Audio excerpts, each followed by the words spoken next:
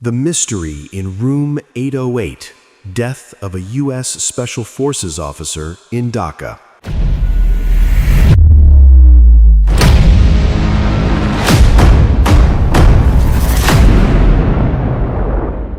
It was August 31st, 2025, in the heart of Dhaka's wealthy Gulshan neighborhood, when a quiet, upscale hotel room at the Westin became the scene of a mystery that would ripple across continents.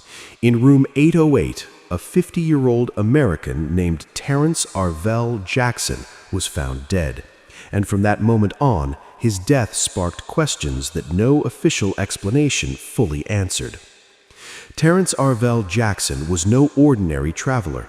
According to multiple reports, he was identified as a United States Army Special Forces officer and the Command Inspector General for the 1st Special Forces Command Airborne, a senior position in a unit known for elite operations and oversight within U.S. Special Operations. He hailed from Rayford, North Carolina, and had reportedly served in the U.S. Army for over 2 decades, including combat deployments and various assignments. Jackson had first arrived in Bangladesh months earlier, in April 2025, and sources say he traveled to several locations in the country on what authorities described as government-related work. Though details of his mission were never publicly explained, local police noted that he was in the country on official business, and hotel and security sources later confirmed that his hotel booking was arranged through an official channel connected to the U.S. Embassy. On August 29th, Jackson checked in to the Westin. Staff noticed him moving in and out of the hotel over the next couple of days, eating meals and going about what seemed like a routine stay, until the morning of August 31st, when housekeeping checked on his room and found he did not respond to knocks or calls. When police and embassy officials entered room 808 with a master key, Jackson's body was discovered. According to Bangladesh police, there were no obvious signs of foul play, and initial reports suggested the cause of death could be natural.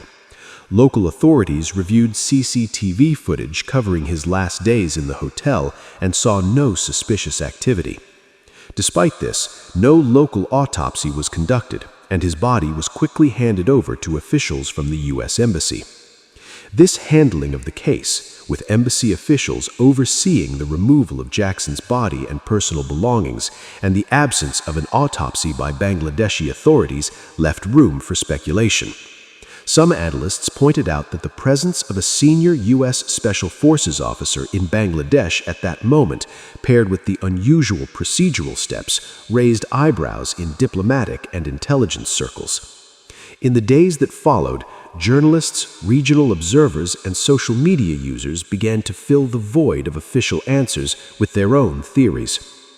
Some suggested that Jackson may have been involved in classified military training or advisory roles in Bangladesh, possibly tied to joint exercises or security assistance efforts.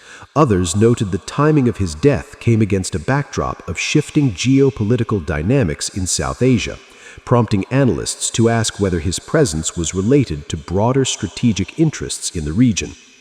Yet beyond rumor and conjecture, there is no verified evidence that Terrence Arvelle Jackson was killed, nor that he was targeted in a plot or conspiracy.